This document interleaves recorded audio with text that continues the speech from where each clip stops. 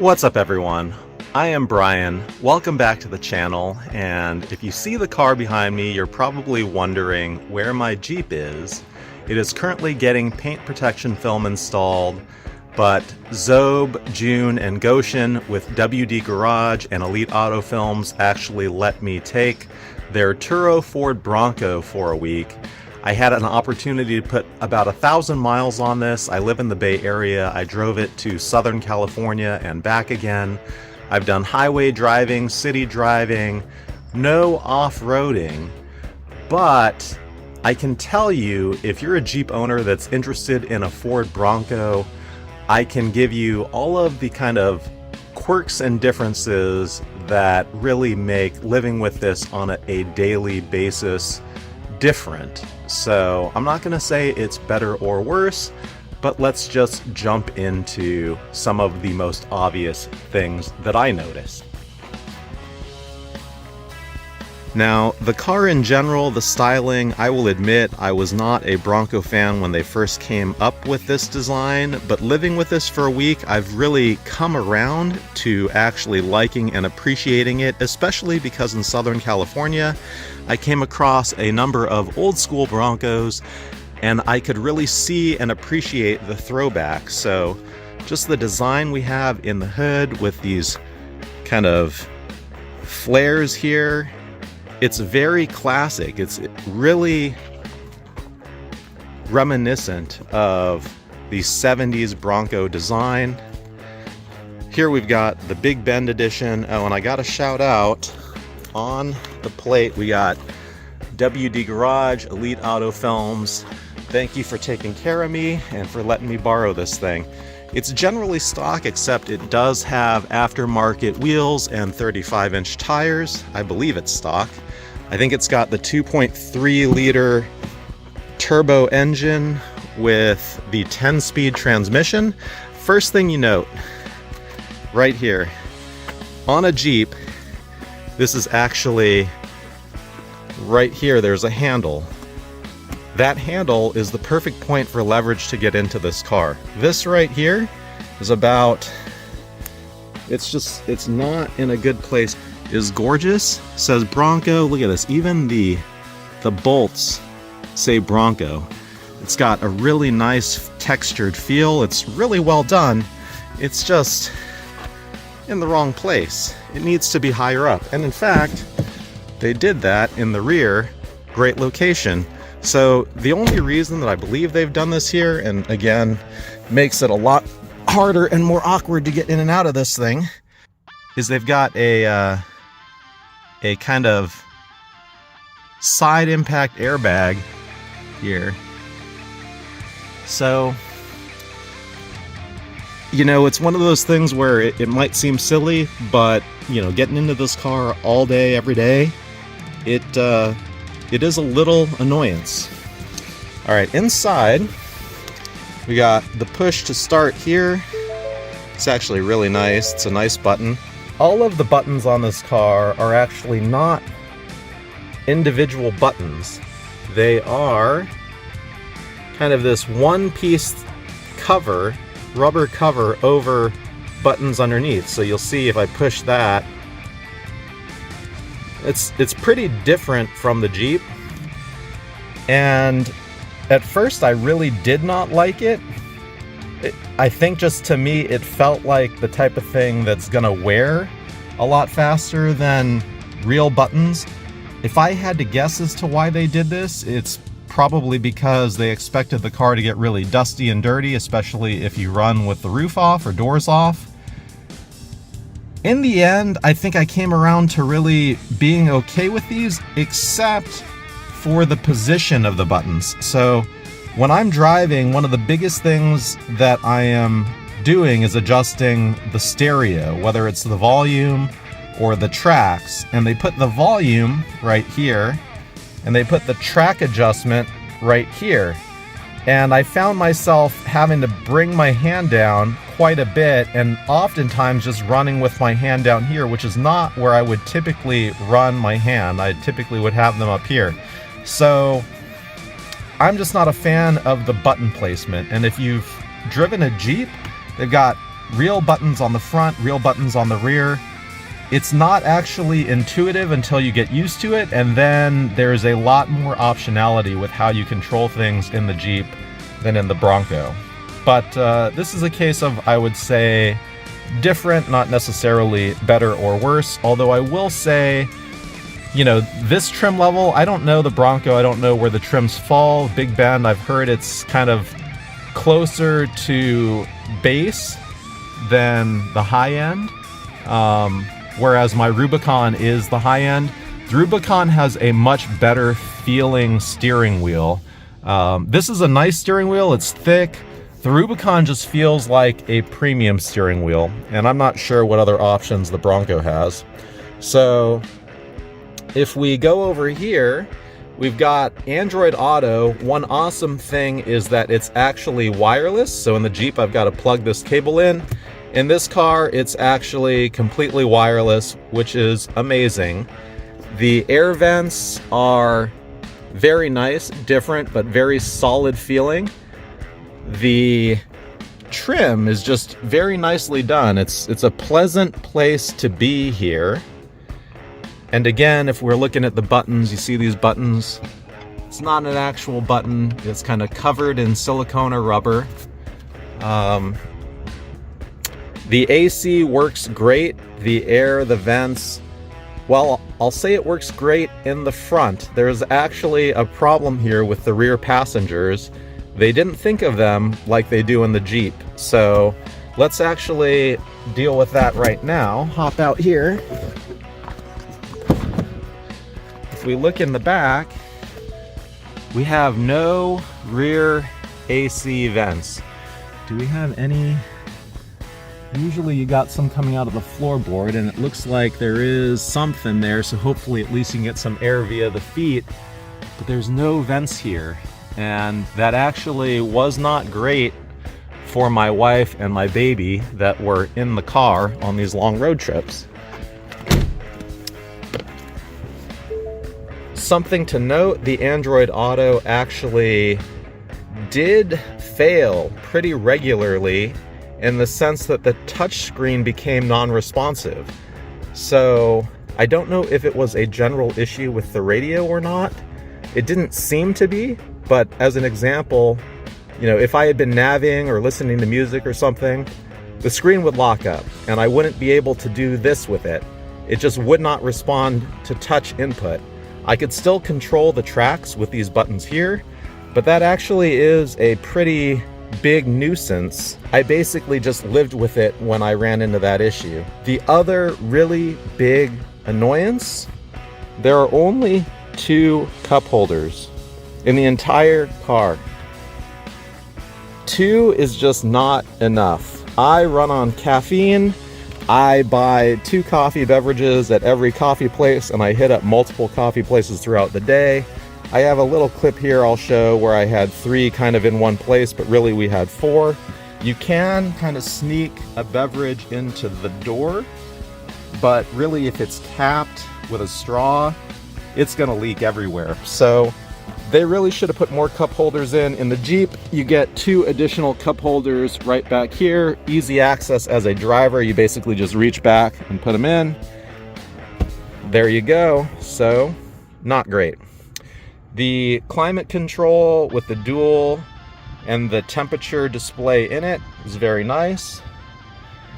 The gauge cluster is interesting. So, you know, I'm sitting dead center, and the first thing you notice is you got the speedometer off to the left, but nothing on the right to kind of balance it out.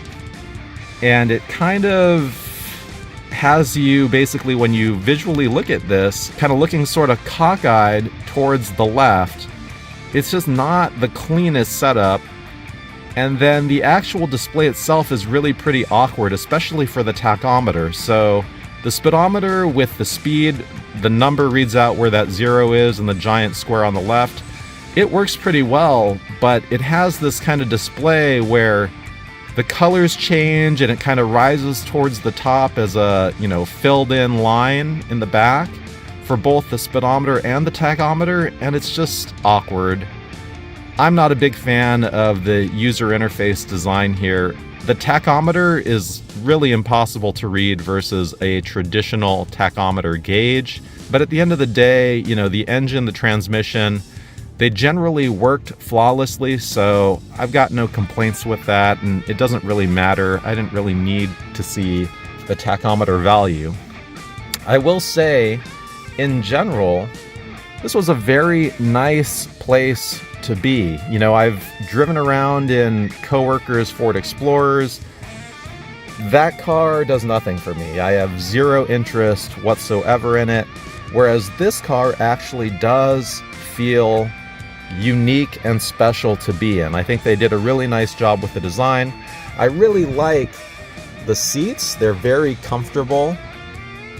And then, you know, when it comes to the doors, this is kind of where one of the big differences is between the Jeep and the Bronco is they're frameless. So the glass is the entire upper, whereas the Jeep, the glass is framed. And this actually probably makes it easier if you're going to take your doors off. You know, you got a lot less material to take or store. And then the mirrors themselves are actually mounted on the car directly, so they don't come off with the doors. And again, that just seems to make it much easier to store.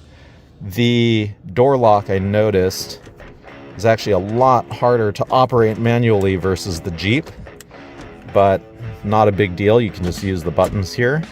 And one of the coolest features is actually right here. This mode is actually an auto high beam mode.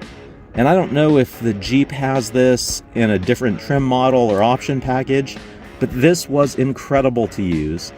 I did not know it was set to that. I did not know how it worked, and I'm driving along, and all of a sudden it gets very dark and the high beams come on. And then a car goes by and the high beams go off. And it just auto knows when it can turn the high beams on without disrupting other drivers and turn them off if there's anyone else around. It is awesome. I love that feature. The other thing I really liked, an electronic parking brake.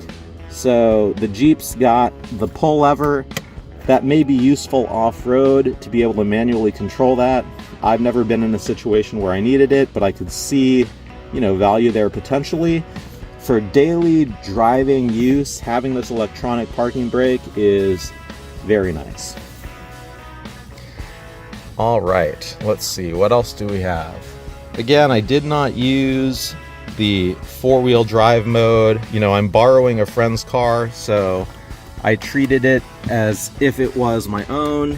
This is a cool little plaque we've got right here. Ford Bronco, designed and engineered, built at a Michigan assembly plant. It's very cool.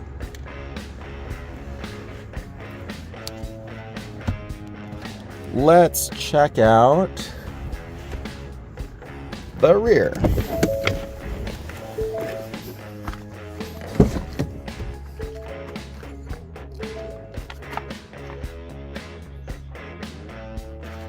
I don't know that there is much to note here. My wife said it felt a little bit more cramped back here than the Jeep. I will say I think that the position and comfort of the seats is probably actually a little bit better.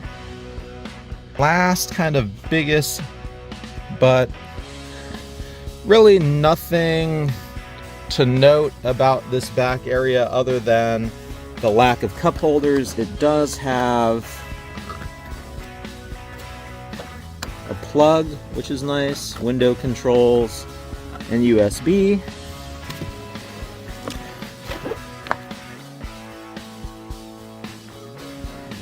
Now, one of the biggest issues I had was with this door and the storage area. So the door has this hydraulic shock, and it's supposed to be the type of thing where you get it open a little and it opens the rest of the way.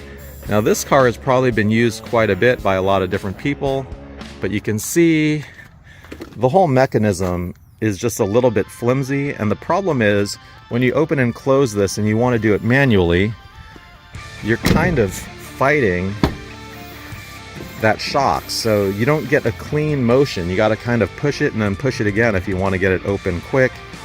It is nicer than the Jeep once it's open, because then it'll stay open even if you're on an incline, which is really nice. But I'm a fan of the concept. I'm not so much a fan of the execution.